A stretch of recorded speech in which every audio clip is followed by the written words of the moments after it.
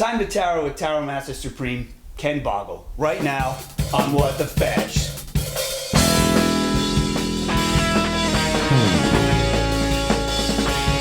So, Ken, you have like these superpowers and can read tarot for people. I don't have this skill. When did you first get into tarot? I was 8. 8? I would sit by the telephone before caller ID, Oh, yeah. and I would say, "That's Uncle Don calling," or "That's my sister calling about a dress," and my granny would say, "There's something really, really weird about the fact that that kid knows who's on, like he has the gift." So when I So what does that feel like when you get that impression? Like, that's dead Uncle Fred I'll use. Yeah, no, but it's like totally normal. It's just like Just pops in your head? You know it. You know it. It's the same thing as when you're driving home from work. You know to take a left. It's just a part of what it is. You take a left. So it's the ability to just go with that. Yeah. Okay, because my wife's got these abilities. People say, are you sensitive or not? Well, it's a spectrum. Okay, I'm down here, Ken, and you're at 11 or something maybe? I don't know. She said it was a family gift and I needed to learn how to use it. So it's something that she did with me, just us. So the rest of your family supported you in this or no? Just her? No, I think if her son, my father, would have ever known, he would have lost his mind. And so would his whole family. So what happened was during the early days of my parents' divorce, I would stay with Granny. Saturday and Sunday, we'd be up to all kinds of stuff. We'd read cracked eggs and a glass of water next to a candle, or we'd read like coffee grounds, or we'd read leaves on a tree that would fall or something like that. Now, I think back on my memories with my grandma and my grandparents, and they're sweet and they're fun and, you know, nostalgic. Yeah. But if my grandma was like, you're a wizard, Harry, I'd be like, this is great. It was, you know, but it was something really private. We only did it when we were alone. Yeah. And then as the That makes it even cooler. Yeah, and then as like everything got on and my sister moved in with my father and my granny, we stopped.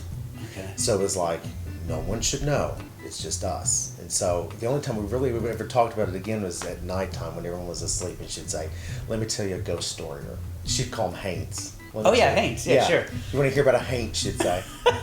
Isn't that great? Crazy. So this is a gift. Yeah. And it's a talent. Uh-huh. And I'm sure people have tried to abuse it left and right. Is there ever a time where you say, no, I'm not going to read? Yeah. At 3:30 in the morning. That's what I called it. Yeah, and it happens. Really? People will message me at like 3 o'clock in the morning and they'll say, "I had a dream that there was a shark in my kitchen and I was sliding down my kitchen into its mouth. What does that mean?" Stop watching Jaws. I said, "Well, Mom."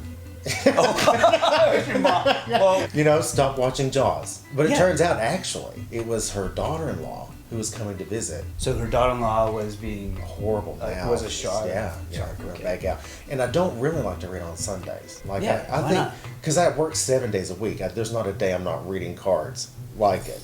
Except for Sundays, I really don't like it. I like to have one day off a week. Yeah, you've got to set boundaries for yourself. Now you're successful, you're doing this a lot, Yeah. and I mean, you're probably successful your whole life, but so I love your opinion of me. people know who you are. You're making a living out of this. What do your parents think now? Well, my mom got readings from me for a really long time. Right. Until she Because stopped. she knew she could call at 3:30. Right. Until she stopped taking my advice, and I was like, okay, that won't work. But my dad, I haven't spoke to my father in probably 18 years. Oh wow. So I don't think he like ever. No, I don't even think he knows what I do. It's like Diane I Sawyer. feel like Bob Wall. But at the same time, it was like I'm really happy about that because the last thing I'd want to do is put any kind of like negative energy into it. My sister Ray used to get them after work. Every day she would come home and say, you know, I want to hear about this, and I had to put a kibosh to that. Yeah, should I make brownies today or not? But it was Stuff always like that. about a man, wasn't it? Oh, It was jeez. So, you know, I mean, I've been doing this for most of my life. There are haters out there. I don't let them shake me. How do you deal with haters? I mean, a lot of people don't buy into tarot, and those are usually people who've never tried it. They're just fans in disguise. Okay. When the time is right, they will either do it or they'll watch something I do, and they'll see that everything that they had to say negative about it was either unfounded or ignorant, and because they didn't know. And you know, maybe not win them over, but at least give them a chance to see that they should try things and maybe not be so closed off. So when it comes to haters, number one, I appreciate them because eventually they'll love me or understand me, but they're always talking. Because I'm sure there are a lot of people who will watch this who are curious about tarot, they're doing tarot or they're learning tarot, and I'm sure they're getting some kind of resistance. Right. So do you have any advice for for people who are getting into it? Yeah, if you're just now getting like learning it, Yeah. take your time, but read all of the books first. Don't try to read intuitively first, because the first thing you do if you whip out a deck of cards and you sleep with them and you charge them under the light of a full moon and you do all these little They just wear out things. Number one, you get a hell of a paper cut, right? You do all those wonderful things and you build this intuitive relationship with them. You're gonna read with them. You're gonna do the shuffling. You're gonna lay it out. You're gonna read everything that it says, and then the first thing you will do after that is open the book to see if you're right, and you won't be right. Yeah. You won't be right. This I know. And then you will lose all of your faith in yourself. And then you'll always feel like you're attached to this book because I'll never learn without the book. Sure. And then you just get into a bad cycle of behavior. So start with the book. There's pieces of it, there's layers and details of it that are in those cards that you should take time to respect first and to learn first. And then you go back and you build that intuitive relationship. They're just like a group of different people you have to get to know. Yeah, And then eventually you'll know absolutely. them inside and out. Yeah, it's like getting to know 78 really interesting, very individual people. So I'm surrounded by people in the paranormal field that I think have superpowers. Sensitives, my wife is an empath, okay? You, to me, have a superpower of reading tarot. What other superpowers do you have? I have the innate ability to put my foot in my mouth.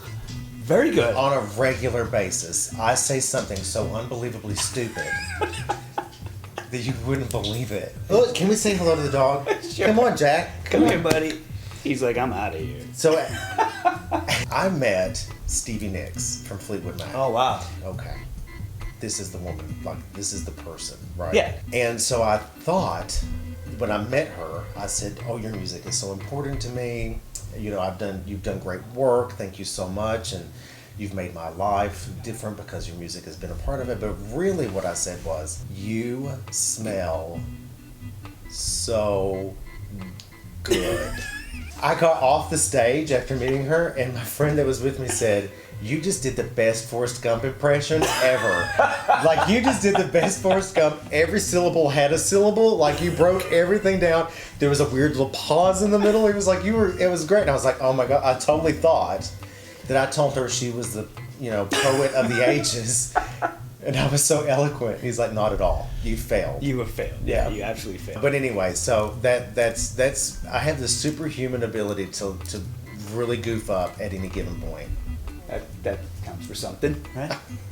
I think my superpowers are unintentional puns. I do them all the time. But that's funny, But I though. don't mean to. And then people like, nice pun, and I was like, Right. Lost Right? comedy gold. You always have an example for something. That's when you Oh, have okay. superpower, and it makes sense every time. I love that. Because sometimes you got to talk to me like I'm 3. yeah. Well, you have to really dumb I'd stuff rather be down able, for me. rather be able to move stuff with my mind, man. Not gonna happen. Because I don't have your superpower, I have kind of my own thoughts on tarot, and I appreciate. A lot of people think it's, who knows, the devil himself is dealing the cards and all Yeah. this stuff, which is ridiculous. Yeah. For me, it's as simple as saying, look, ignore whatever superpower you think is behind it, and just let the cards fall, because no matter what your problem is, those cards are going to make you look at your problem from a different angle that you wouldn't have before. And there's nothing wrong with that. It's like talking to a friend. Amen. You talk to a friend, the friend gives you new input or tells you what you already know, That's right. and you choose if you want to follow it or not. That is probably the best way anyone other than myself has put what I do. So, like, I try to make sure that people don't think of tarot as some kind of outrageously mystical, magical experience. Right. And for the longest time, I told people in the beginning, I am not psychic, because I did not want for people to think that I was thinking ahead of them or that I had some kind of gift larger than they. So eventually people said, you've got to stop telling people you're not psychic because you're making an idiot of yourself, because you totally are. Well, and you're selling yourself short, I guess. Yeah, and I just didn't want to be one of those that'd be like, oh, I'm gifted in some way. I wanted everyone to see that we're all born with this sort of gift, and that you don't need to be special to do what I do. Yeah. Now, do you think you have to have a sensitivity to do tarot or do it well? No, I think we're all born with enough intuition to read tarot. We'll put that to the test later. I think, no, And I will always be right. I'm very rarely wrong. No, for me, I mean. No, you can do it. I totally think you can do it because I think it's 50-50. You have to be intelligent enough to understand that 78 cards have a total of 6 definitions, and when they're reversed, they have 3 additional definitions, and then each spread has a definition that changes that definition and changes the position of the card. Now, you have to be smart. That's one of the biggest parts of tarot is learning that, because everybody else is born with that other piece, that intuitive piece. You are inherently gifted with that. You think doing tarot is kind of like working out? You think it could pull it out? You know Harry Potter. Oh, You remember he's there with the egg, and he's in the bathroom, and the stained glass is a mermaid, and she begins to move and brush her hair. That's what tarot cards do.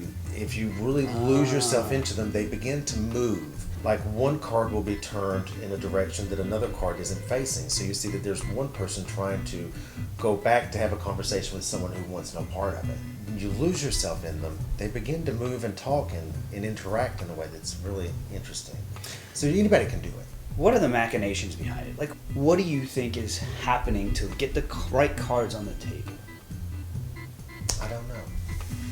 I think it's very individual. For every reader is going to have a different answer for that. Right, and that's why I asked. For me, though, I think for me, it's got a lot to do with fate. Also, I think it has to do with your openness to what I'm doing for you. The more the person really gives themselves to the idea that I'm about to help them, they just unfold in a beautiful way. I'm not a scientist, Yeah. but I like to work on Earth, and then when I don't find the answers, I go higher. Mm-hmm. You know, you have this connection with these cards, you're making a connection with this person, and then being able to read between the lines on the card because you're connected with that person. Yeah. Might be how it works. I mean, Well, the card laying down is only half of the process. It's only half of the process. Now, I do have a spirit guide that talks to me. There is a great bit amount of spirit that goes with it, but usually it is just reading these cards and it just all flows through me. I think it's just a God-given thing that happens. It's just a Interesting. Don't beautiful- question it, right? Why would you? You know what I mean? And like, Curious. because I always start everything with 2 parts. One is light Can't argue that. and love. Yeah. Now, there have been times when me loving someone means I have to get very rough with them. Oh, of course. Telling people, no, look, here's the truth of your life. And either you're going to go on this and you're going to face that truth, or you're going to chicken out and you'll repeat the same pattern of behavior. He's just not that into you. You know what I mean? Yeah. You have to sometimes get very real with people. And God bless you for that, because I mean, I sit down with people with these gifts that I don't have as often as I can. I think a lot of them are intimidated by me because there's a rumor out there that I hate psychics or I don't work with them or whatever. I don't know where that came from. And a lot of these people tend to shy away from the hard news because they feel like that person's not going to come back to them. And that's how I can judge that someone really is committed to it when they tell me stuff that I don't want to hear. Yeah. That's appreciated. Why would I come to you and just have you stroke my ego? Like, that's... Well, some people want that. I get So it. they find out quickly that I'm not that person. Good. Okay, so you've been doing this for a long time. Yeah. There's got to be some payoff to it. What's the best part of reading tarot? When someone writes me or calls me and says, you changed my life, which happens probably twice a week. Wow, that's a good rate. You know, And- when people are usually happy with something, you don't hear from them. Yeah. You hear from them when they're Look, I'm starting to get misty. eyed. Yeah. You can't see. There's a lot of lights here. Yeah, good. You got That's fine. glasses. If I could pay my electricity bill with gratitude, Yeah. I would never be broke. The downside to it is that it takes a huge chunk out of you. And not just energetically in terms of your psychic ability, because there is a small part of you that you give up when you do that. But also a part of you that when I hang up the phone or they leave the room, part of me goes with them and worries about them. Part of that always stays with you. And even when you're dealing with negative energies and negative spirits, a part of that stays with me too. Everyone I've met who takes their abilities seriously are extremely positive. And I think you have to, because you're just doling pieces of you out to all these people who come to you and put themselves in your hands. And I'm familiar with that from having been on TV, and I just meet the fans and I try to help them all. I don't have that psychic drain, but I do have that emotional drain. And I'll come home from events and my lovely wife will be telling me what's going on, blah, blah, blah, blah. And she's like, how was your event? And I'm like, I just want to stare at a wall. I don't want to talk to anybody, you know? What's an example of, just loosely, of some adequate questions to ask and some inadequate ones? Like, I know people are going to be like, you know, what are the winning lottery numbers? You hit a pet peeve. The first thing they always say is, what are the lottery numbers? And my response is always, first time today. You know what I mean? Like, that joke gets funnier every time I hear it. Or, I bet you know why I'm here. Oh. Or, I bet you know what my name is. And you're like, I really don't. But anyway, no, I think adequate questions are things like understanding yourself better. I have a spread called The Mirror, which you can't get anywhere else. It's just a spread I created. Oh, copyright. Yeah, you can't get it Ken anywhere Boggle else. exclusive. It's totally mine. Also questions like, I am having issues with X, Y, and Z. Help me figure those out. Spirit guides, what are my spirit guides wanting me to do? What would be important for me to know? What does my year look like? What does the next few days look like? Are there spirits on the other side that want to speak with me? Inadequate questions, I think, come from things like specific locations. You know, there's not a card in there that has a specific location. Names don't really come through the tarot. Depending on how gifted your psychic is, that will come to them. But, you know, that's not something you find in a deck of cards. There's not a card that says Allison. A lot of people don't understand the world of tarot. And so they come in and ask you, where should I hunt? You know, instead of saying, am I going to have a good hunt this year? Yeah. So the questions need to be more guiding based, like help me get to an answer. Help me get where I need to go. Don't ask me what's 2 plus 2. Like Right. if it's too specific, it's not gonna work. It's not where does Ken live? It's how do I get? How to do I Ken's get house? there? Yeah. Or you know, what do I need to get there? Or you know, what am I missing to get there? Or something like that. Yeah. Every question is a good question. I just think that some of them are better answered on your own. Mm-hmm. That was amazing. How do people find you? I mean, I know we're representative siblings through Center Stage Events. Right. So you can go to centerstageevents.com, learn more about him. I'm talking to him about him like he's not here. People can see what events you're going to be at there. You can always go to tarotbyken.com. Tarotbyken.com. Facebook.com/Ken Boggle. Go to Twitter @Ken Boggle. Instagram @Ken Boggle. I have the world's most interesting social media. Now on Snapchat @Ken Boggle. Jeez, all gotta those collect things, them all. Yeah, you can literally type Google Ken Boggle and it will bring you to me. And then you can email houseofcardstarot@outlook.com. Or you can call me, 859-229-4833, which is my real number. You can really call me. Yeah. You may have just set yourself up for some long nights. Do not call past 10 p.m. Well, that was tons of fun, guys. If you liked it, consider liking, sharing, and subscribing to this channel. And don't forget to leave a comment down below for other questions you want me to ask the mighty Ken. Should we do this again? Yeah. So thanks for stopping by, guys. Support this man. Support this man. He's amazing. Click subscribe, click like, share on Facebook, share on Twitter, share on Instagram, share everywhere you can share. Give it to your friends and family. Thanks for stopping by, guys. Stay weird.